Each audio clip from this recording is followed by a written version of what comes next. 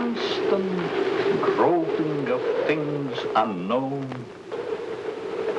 drawing from the endless reaches of time,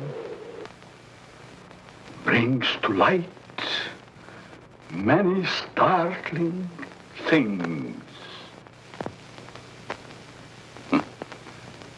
Startling because they seem new, sudden. But most are not new to the signs of the ages.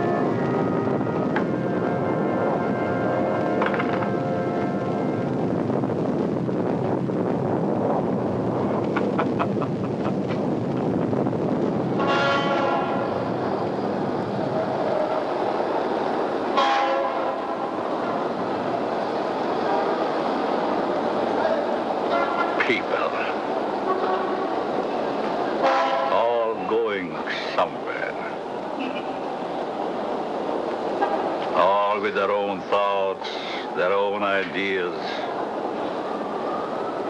all with their own personalities. One is wrong because he does right. And one is right because he does wrong.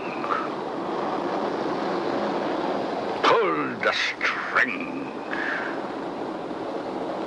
Dance to that. Which one is created for?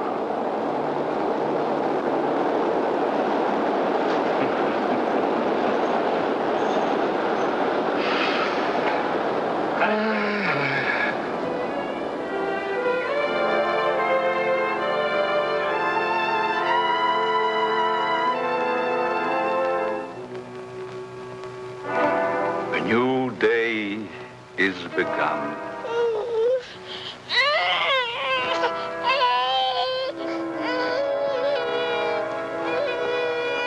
A new life is begun.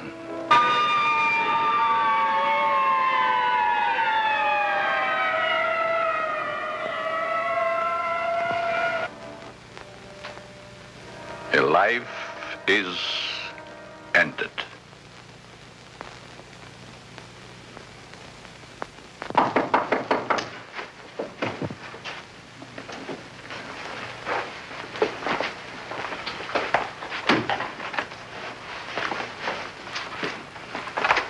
Let me see that note.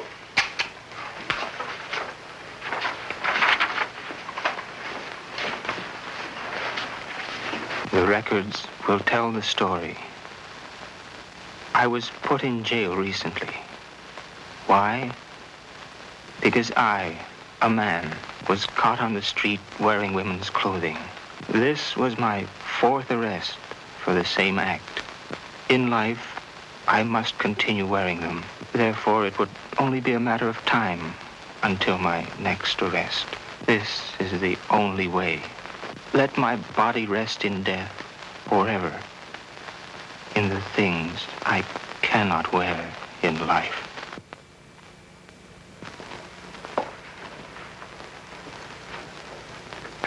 Inspector Warren is here to see you, Dr. Alton.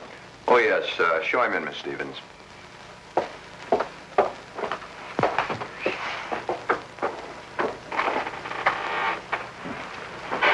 Inspector? Doctor? Sit down. Thank you.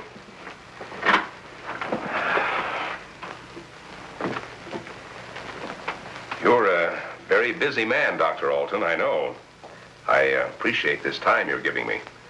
Business or pleasure, Inspector?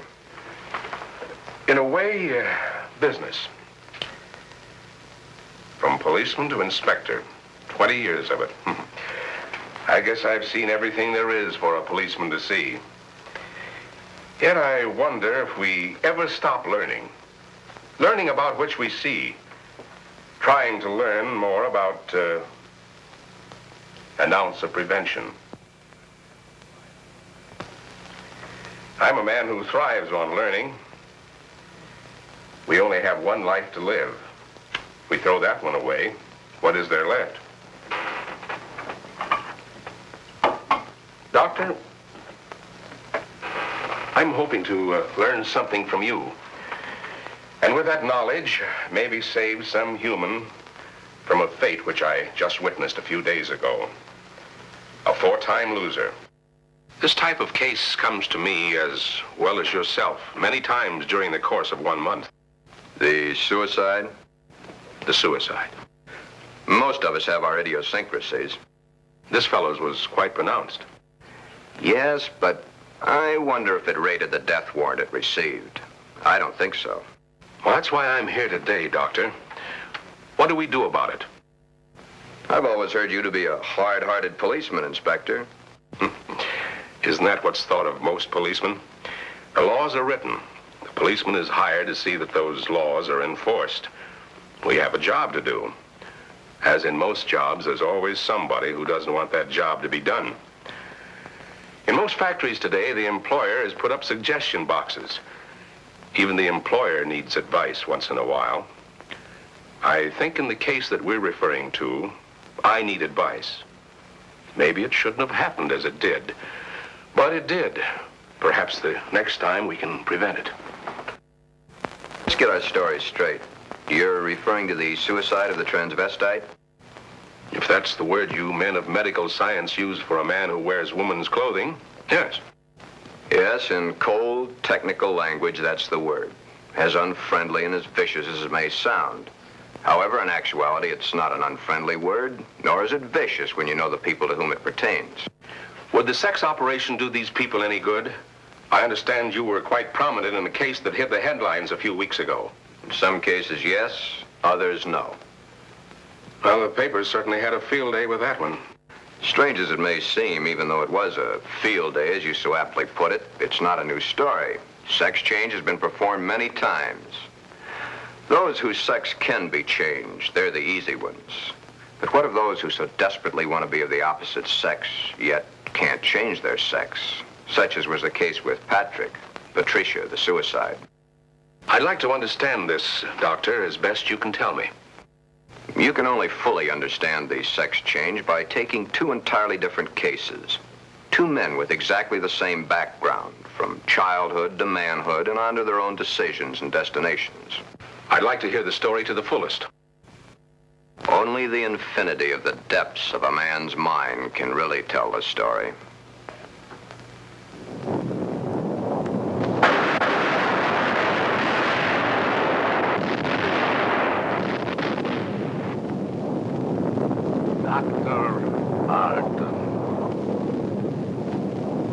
A young man, though he is, speaks the words of the All-Wise.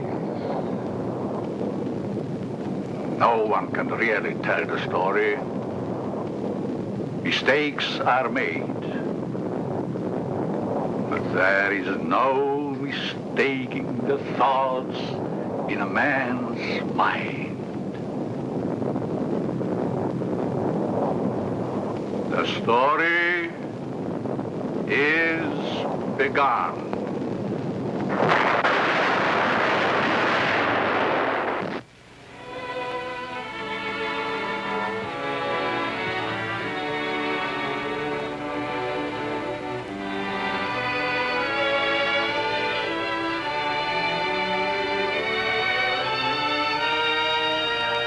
One might say, there, but for the grace of God, go I. Why is the modern world shocked by this headline? Why? Once, not so very long ago, the people of the world were saying, airplanes. Why, it's against the Creator's will. If the Creator wanted us to fly, he'd have given us wings. but we fly. Maybe some of you may still remember an even sillier remark. Automobiles? Bah. They scare the hosses. If the Creator had meant for us to roll around the countryside, we'd have been born with wheels. Silly? Certainly. We were not born with wings. We were not born with wheels. But in the modern world of today, it's an accepted fact that we must have them. So we have corrected that which nature has not given us. Strangely enough, nature has given us all these things. We just had to learn how to put nature's elements together for our use, that's all. Yet, the world is shocked by a sex change. If the Creator had wanted us to fly, he'd have given us wings. If the Creator had meant us to roll around the countryside, we'd have been born with wheels. If the Creator had meant us to be boys, we certainly would have been born boys. If the Creator had meant us to be born girls, we certainly would have been born girls. Are we sure? Nature makes mistakes. It's proven every day. This person is a transvestite, a man who is more comfortable wearing girls' clothes.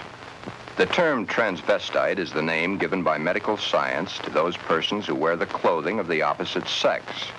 Many a transvestite actually wishes to be the opposite sex.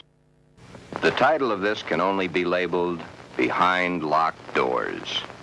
Give this man satin undies, a dress, a sweater, and a skirt, or even the lounging outfit he has on, and he's the happiest individual in the world.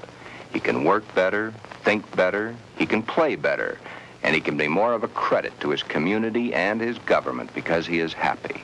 These things are his comfort. But why the wig and makeup?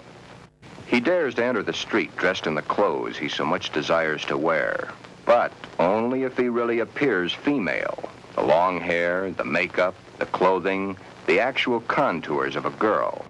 Most transvestites do not want to change their life, their bodies. Many of them simply want to change the clothing they wear to that is worn by the opposite sex. Glen is engaged to be married to Barbara, a lovely, intelligent girl.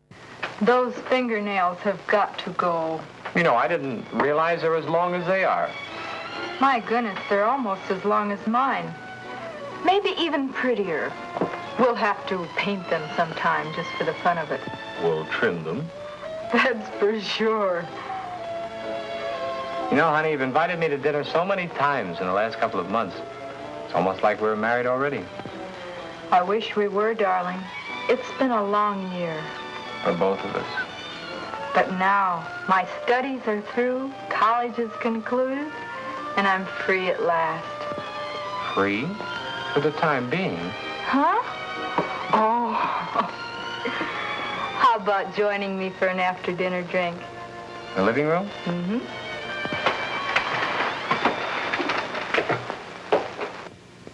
Modern man is a hard-working human. Throughout the day, his mind and his muscles are busy at building the modern world and its business administration. His clothing is rough, coarse, starched, according to the specifications of his accepted job. At home, what does modern man have to look forward to for his body comfort? The things provided for his home, a wool or flannel robe, his feet encased in the same thick, tight-fitting leather that his shoes are made of. These are the things provided for his home comfort. It doesn't look so comfortable, does it? And get the hat.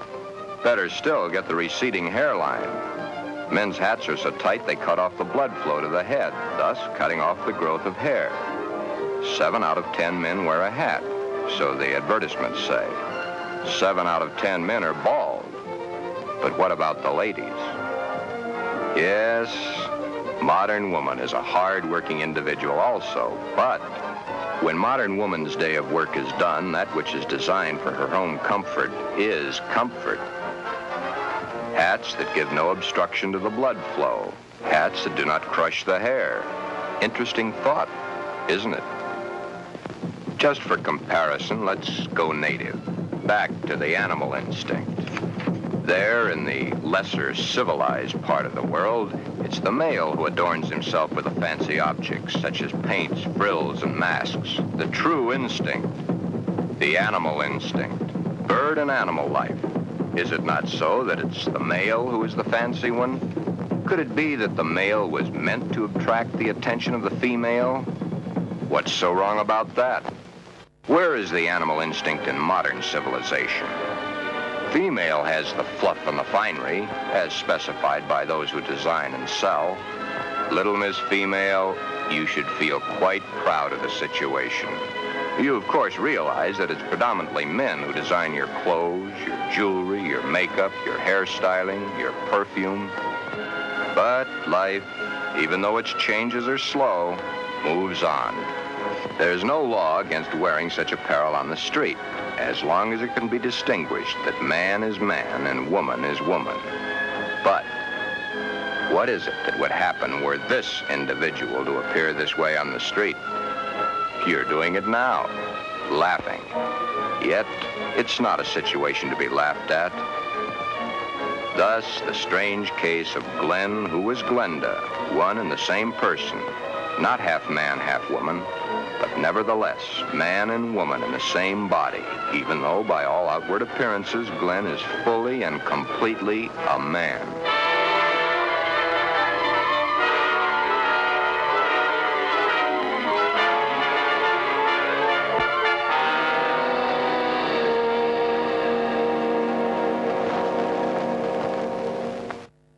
Sister, let me borrow her dress. You want to borrow your sister's dress? What for? I want to wear it to the Halloween party. There are names for boys who go around wearing girls' clothes. Oh, don't be silly, darling. You go ahead and wear your sister's dress, Glen. You always did look much better as a girl than you do as a man. Glen did wear the dress to the Halloween party. He even took first prize.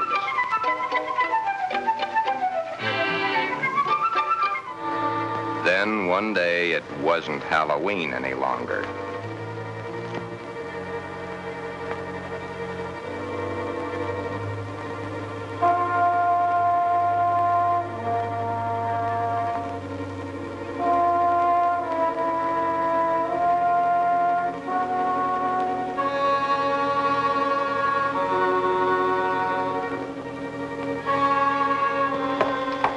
I wish I had the sight into such things to be able to advise you, Sheila. Maybe if you took the problem to a doctor. It's Glen that needs the doctor. But when things like this go wrong with someone so close and in your own family, it's so hard to believe. It's not really hard to believe. It's just hard for you to accept. Well, of course it's hard for me to accept. Suppose I were to come home with Roy or one of my other boyfriends some night and find Glen like I did last night. Yeah, that would be hard to explain. That's the understatement of the year. Just how does one go about introducing your friends to your brother when brother's wearing your best sweater and your skirt and makeup to boot?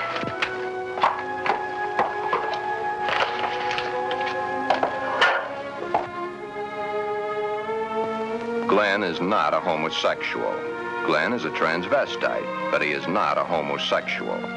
Transvestism is the term given by medical science to those persons who desperately wish to wear the clothing of the opposite sex, yet whose sex life in all instances remains quite normal. Would you be surprised to know that this rough, tough individual was wearing pink satin undies under his rough exterior clothing? He is. Then there is your friend the milkman who knows how to find comfort at home.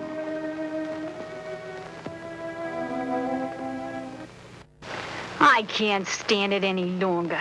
He wears all my clothes. Nothing is sacred to him, even my briefs. He has every one of my sweaters stretched out of shape. Of course, he has always replaced them. But then, they didn't last long either.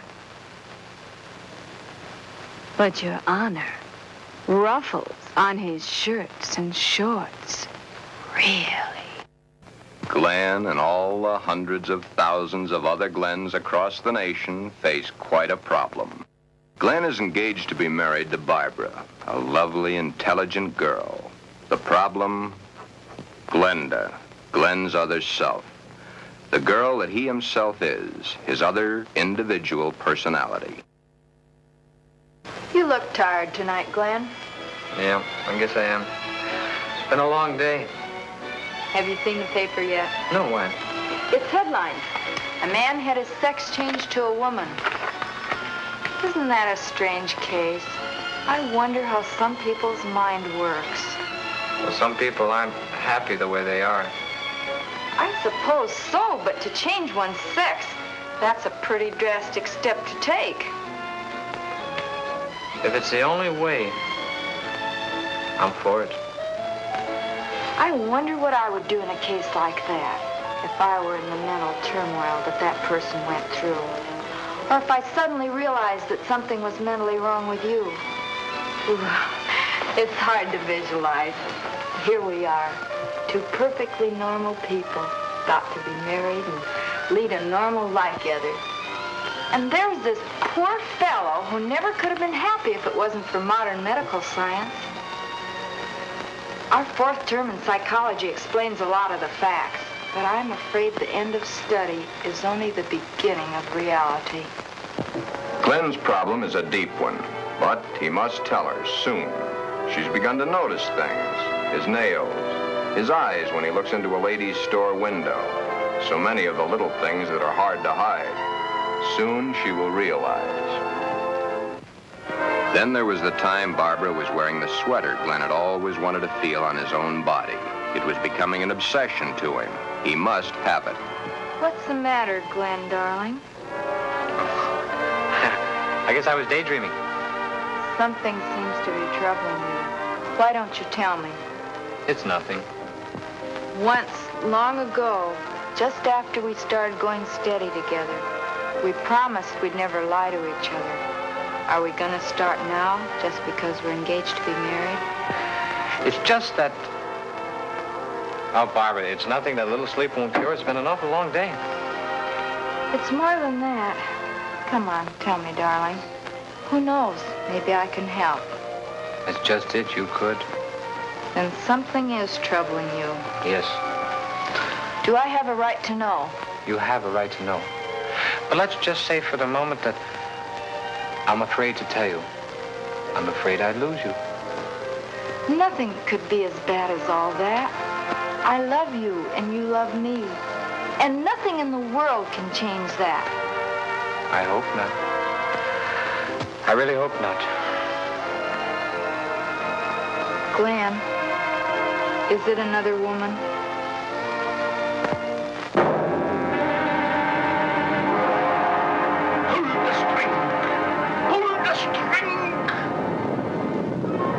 Mistakes made.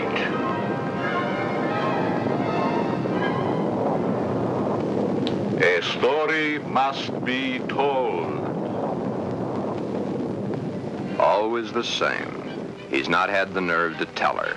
But he must soon come to some conclusion or forget the marriage. Should he tell Barbara of his Glenda now, before the wedding, or hit her between the eyes with it after, when it might be too late for either of them?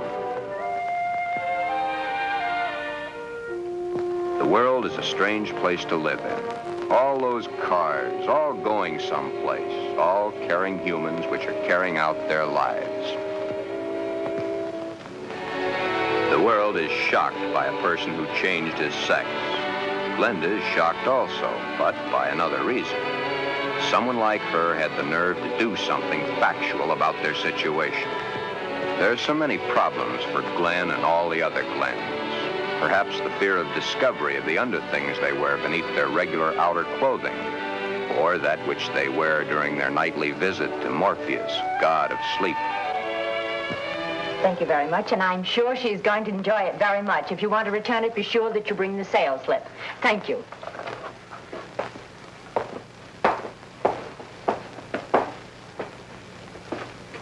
Can I help you, sir? Yeah. Let me see a 90. Oh, well, what size? 12. The color and the material? Black? I'm very sure. Just a minute. Well, we have this here. Would you like that? Something like this? Has lace? Yeah. Perhaps he admires the material too long. You can see how sheer the material really is. Yes. You see, it's all pure nylon and only $21.95. And of course, it will never snag.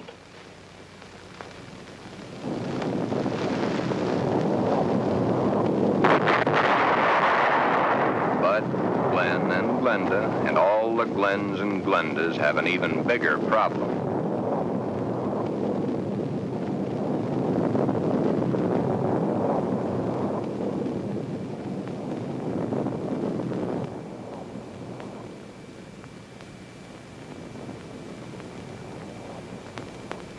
The homosexual, it is true, at times does adopt the clothing or the makeup of a woman to lure members of his own sex.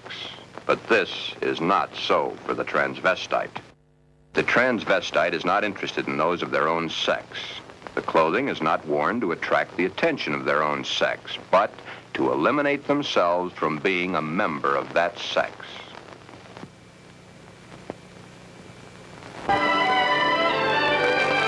Hi, Joe. Hiya, Jack. Monday again. You know, I think Monday is about the worst day of the week. A perfectly wonderful weekend, then back to the sweatshops. Too bad he was born to work. Say, did you read about the guy that had his sex changed to a girl? Says he was perfectly normal, too. How can a guy be normal and go and do a thing like that to himself? All the same, it must take a lot of guts to pull a stunt like that. That's a problem I don't ever intend to face. Maybe it's a problem we should all face. I don't get you. Just think of the unhappy life. The miserable time this world of ours must have given that poor guy. I still don't get you. Now, here is a guy who wanted to be a girl. Supposing there had been no way to change his sex. You sound as if you're really head up on this thing. I guess I am. Do you realize what would happen if every man in the country that wanted to wear women's clothes or felt like a woman went to their doctors and wanted a sex change? Of course. That's why I say perhaps society should be a little bit more lenient with them. Maybe society should try to understand them as human beings. Another day done. Thank goodness. See you tomorrow, Jack. Yeah. So long, Joe. Until tomorrow.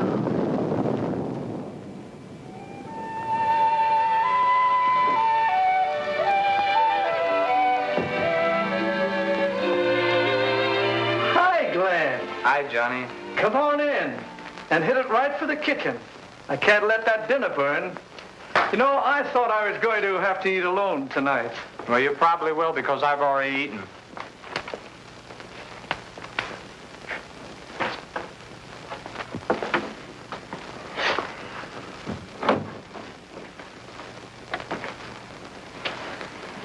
What's up?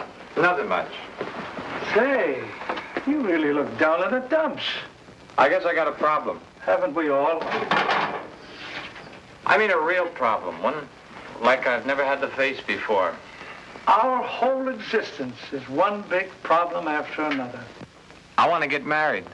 You have a problem. When did this all come about? For nearly a year, I've been engaged to a very wonderful girl. Now the time is getting very close to the man with the book. I'm scared to death. You love her? Very much. Does she love you? Yes. There's no problem. Marry the girl. Are you forgetting about my other self? You'll have to tell her, of course. Yeah. I have to tell her. But when?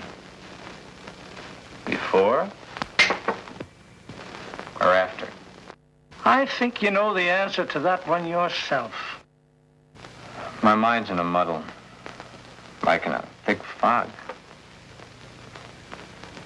I can't make sense to myself sometimes. I thought I could stop wearing these things. I tried, honestly, I tried. I haven't had a stitch of them on for nearly 2 weeks until tonight. Then I couldn't stand it anymore. I had to put them on and go out of my mind. I'm afraid I'll lose her. I don't want that to happen because I really love her. Okay. Here's a story from fact. Johnny tells his story. He had not too long ago been married himself. He had kept quiet about his transvestite desires in the hopes that the new wife would never discover it. However, one day, the little woman came home unexpectedly an hour early.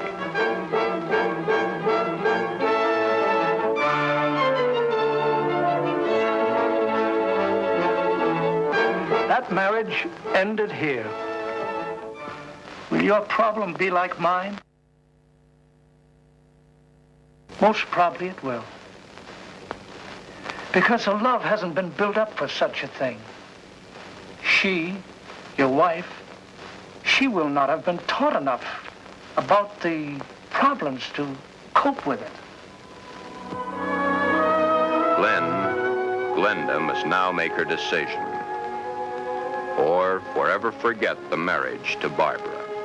Glenda should consult a competent psychiatrist, but then very few transvestites wish to change their strange desires. This is their life. To take it away from them might do as great a harm as taking away an arm or a leg, or life itself. Many even carry their transvestite desires to the grave with them. Yes, it is a problem. But Glenda, remember back almost a year ago when Glen and Barbara accepted each other? Okay. That's the 6th time you've said goodnight. I guess it is. Look. Come on over here a minute. What is it? Never mind, just sit down.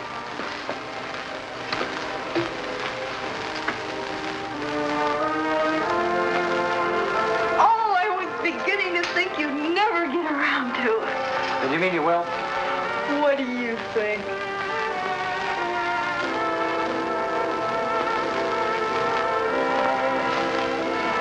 When? I must finish college first. It's only 7 months to go. Well, now, that's hardly long enough for you to get a trousseau together. How would you know about such things?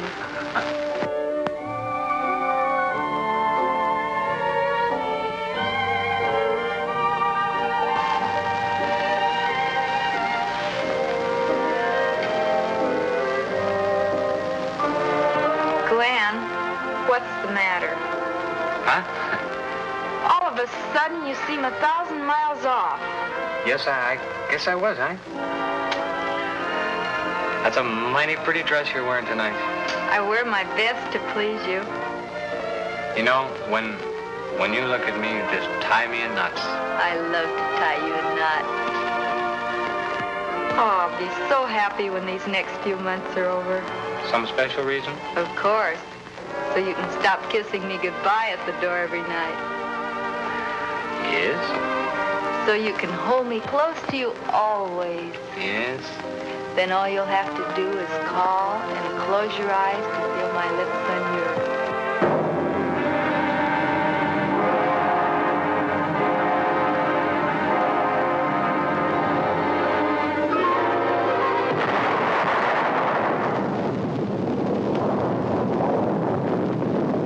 Beware, beware, beware of the big green dragon that sits on your doorstep.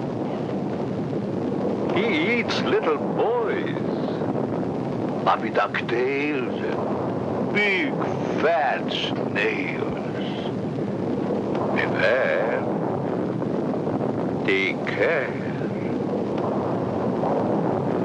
Beware.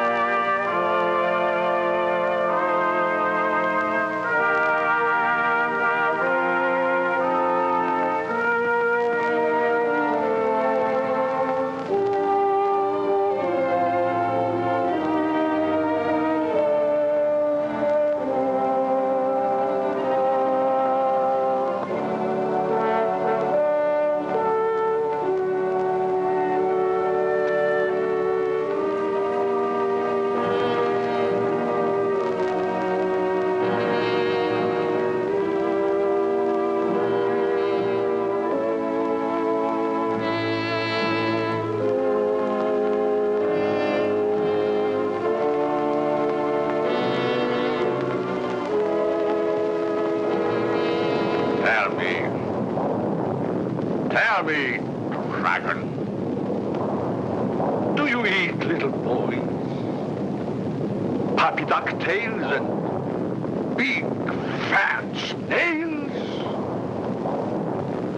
Puppy dog tail, puppy dog tail, puppy dog tail.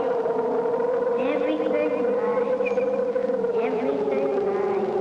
Ha ha ha, puppy dog tail. Big fat snail. Beware. Take care. I'm a girl. I'm not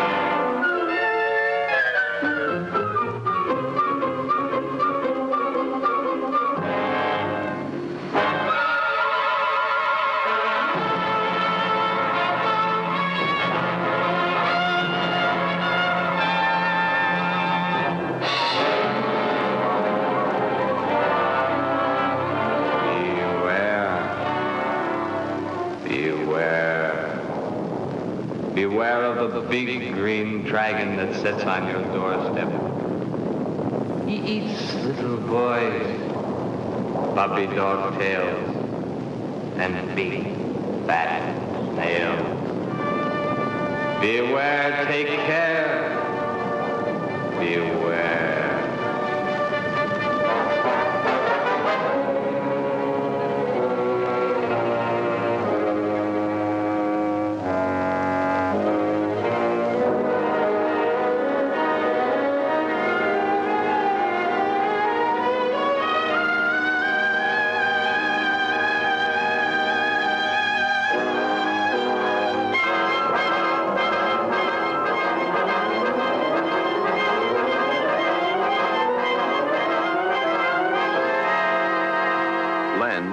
Glenda has made the decision.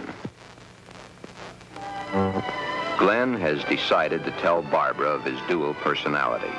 To tell her of the nighties and negligees, the sweaters and skirts, the robes and dresses, the stockings and the high-heeled shoes, the wig and the makeup. All that goes to make Glen into Glenda. He tells Barbara he cannot cheat her of the knowledge that she, as his fiancée, should possess. All the facts. He tells her softly, hurriedly at first, then slowly as he becomes more technical. His hands move to caress the smooth material of her Angora sweater, which he has so long and so desperately wanted to put on his own body. He tells of this to her, and she looks to the sweater and to his hand. Then, when it is all over and that much of the story he knows is told, Barbara is not sure of her own thoughts. That's about it, darling. I wanted to tell you for a long, long time, but just couldn't bring myself to do it. I've been too much afraid of losing you.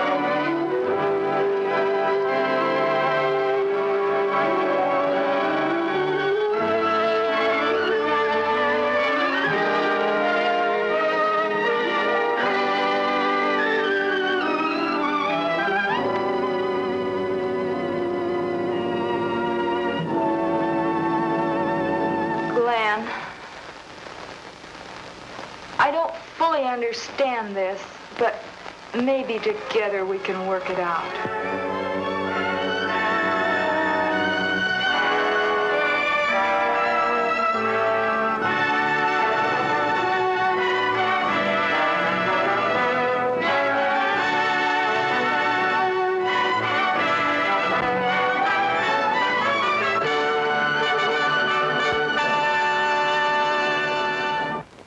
Is that the end of the story? Not quite. I'll get back to it in a minute. Glen's case is really the lesser advanced type cases. The second case is an extremely advanced one. However, I'll get to that in a moment. First, you must realize that the world over has its own particular problem. Each case must be handled individually according to the person, his past life, and his problem. Did this Glen have any homosexual tendencies? Absolutely not. It's very seldom that a true transvestite does. And he isn't a hermaphrodite? No more than he's a pseudo-hermaphrodite. Glen's case was entirely of his mind, brought on by the environment of his early youth. What about their children, Doctor? Would their children become the same way their father is? No. Transvestism is not hereditary.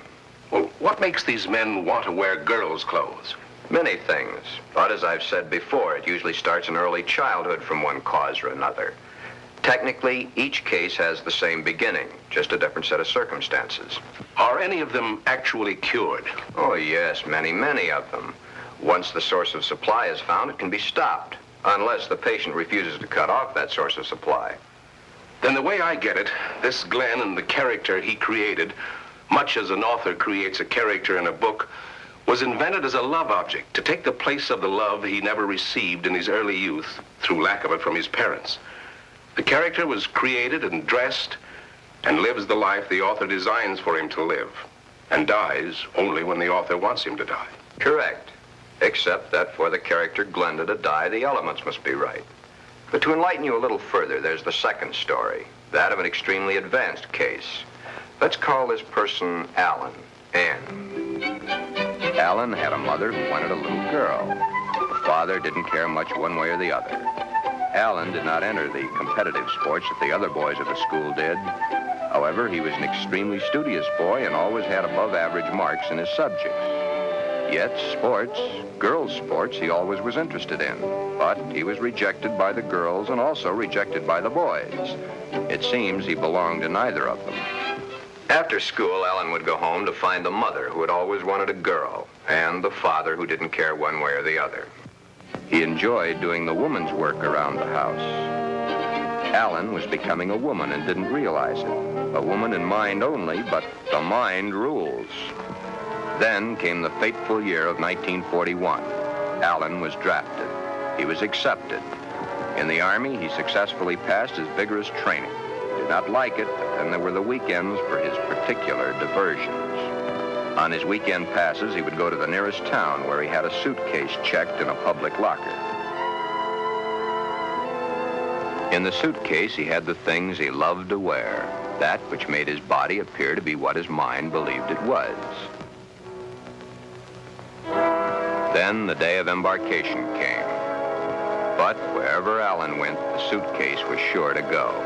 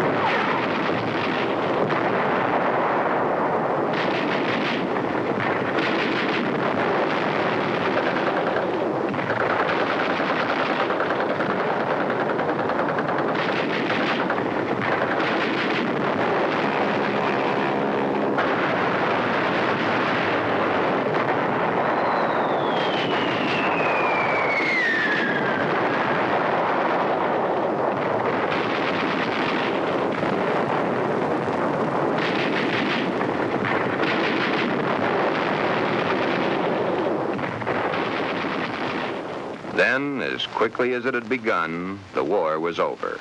Alan came home. Alan had learned all the terms directed at men like himself, but no one had found out his aversion. He was honorably discharged from the service at the end of the war. He had received the Silver Star and the Bronze Star for gallantry in action. While he was in an Army hospital recuperating from a wound he had received in New Guinea, he learned a very interesting fact. He learned that foreign doctors were doing marvelous work with a sex change, man to woman, woman to man. Shortly after his separation from service, Alan came to me for advice. There followed many long sessions with my clinical reports and the reports of eminent doctors. It had been found that Alan was really a pseudo-hermaphrodite. A hermaphrodite is one who has the organs of both the male and female in plain sight. A pseudo-hermaphrodite is one who has one perfectly formed organ of either sex and one imperfectly formed one that's difficult to detect. Alan was of the latter.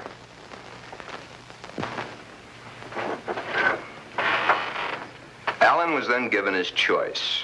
That which nature had given him was a mistake. It was up to us to correct that mistake one way or the other. Alan had to decide whether he wanted to become a man or she wanted to become a woman. Both were completely possible.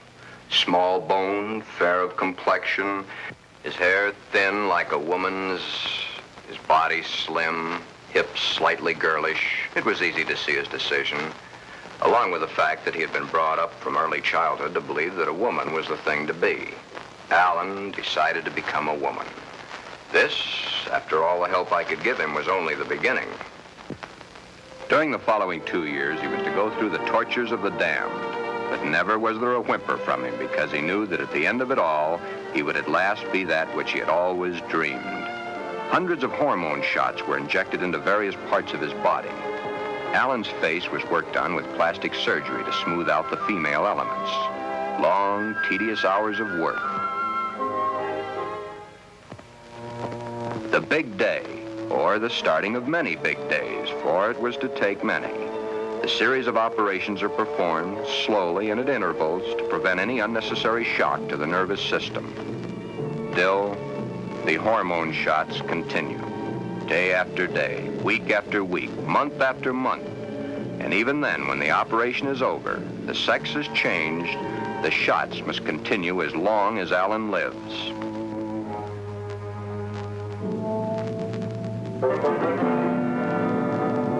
First, the breasts are brought out. The body of the woman within begins to appear now.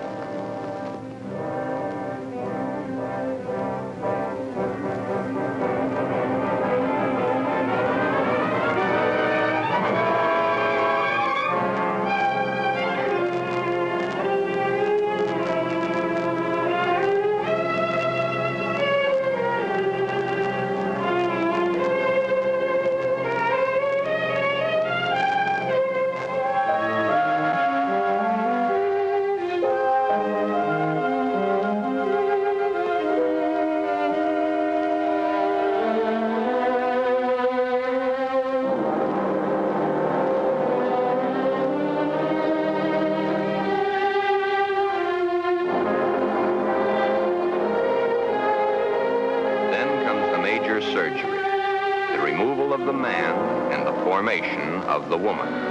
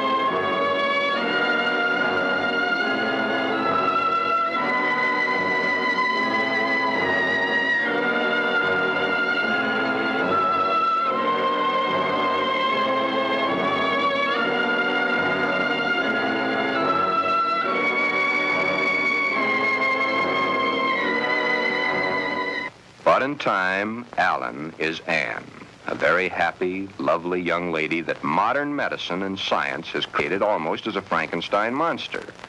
The newspapers heard of it and hit the story with their usual fullness.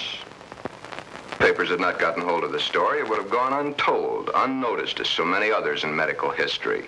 The sex change has been performed hundreds of times. However, right here in this particular sex switch, it's not the end. Acting the woman and being the woman are two entirely different things.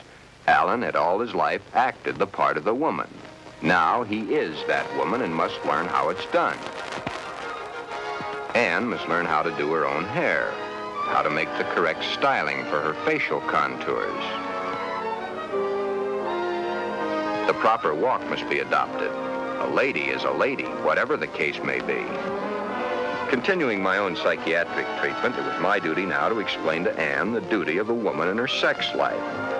Alan, of course, had known the man's, but he was soon to realize he knew very little about a woman's. Yet, through it all, Anne loved every minute of it. Anne was indeed meant to be a woman, and now that the sex change had been completed, Anne was a very happy woman, and a woman who was eager to learn, and now was accepted by society. A woman born at the age of 24, in a world that for 24 years she had seen as a man, but a woman who now would, and was properly instructed in how to accept, a woman's world. Thus, this case, which has a happy ending, is due entirely to the corrections made by medical science. I've had several such cases. In fact, in my 20 years of practice, I've been prominent in 7. However, my colleagues have had hundreds. Then you believe that the Glen of the first story should have the sex change? In Glen's case, no. No, indeed. Glen would never be happy with a sex change. The Alan of your story ended happy? I'll tell it to you exactly as I told it to them.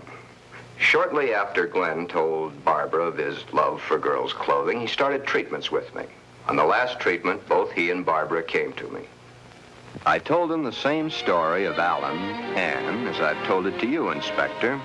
Anne was a pseudo-hermaphrodite. Even though one of the sexes was imperfect, she had the organs and the characteristics of both the male and female. Glen's case is an entirely different type of case. Remember I said, no matter what the case, it's a different thing. A new problem to be looked into, then solved. A new challenge to the psychoanalysis. Glen's body holds only one sex, that of the male. In all our talks, I've learned these pertinent facts. Glen's father had no love for his son. His father wanted Glen to be a football hero or a baseball player so that he could brag to his cronies down at the corner saloon as his cronies bragged to him about their own sons. Thus, the ruse of Glen's fictitious character. He invented it when he could find no love from his mother and no love from his father. His mother had hated her own father. Glen reminded her of her father. Therefore, she gave all her affection, love, and attention to her daughter. Glen then decided also to become a daughter.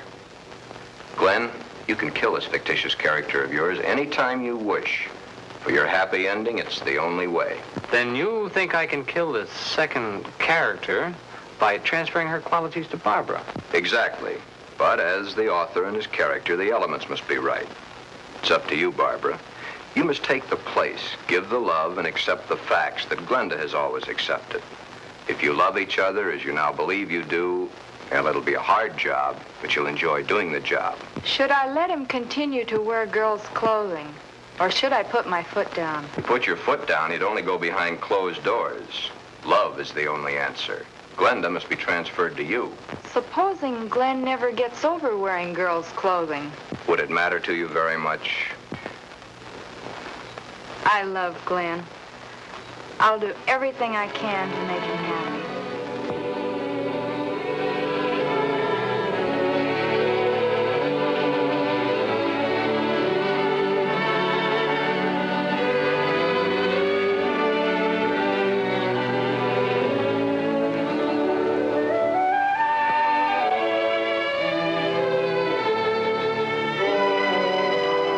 The end is only the beginning.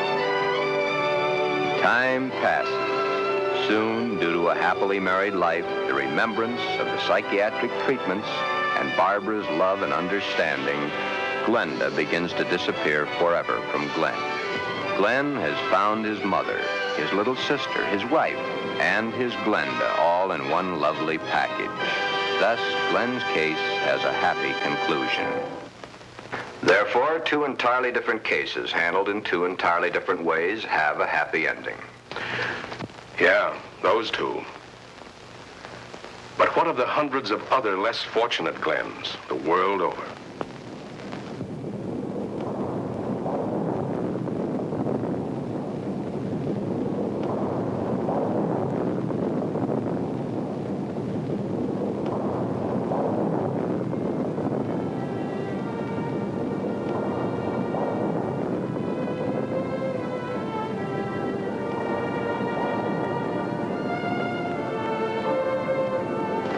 Yes. But what of the others? Less fortunate Glens, the world over.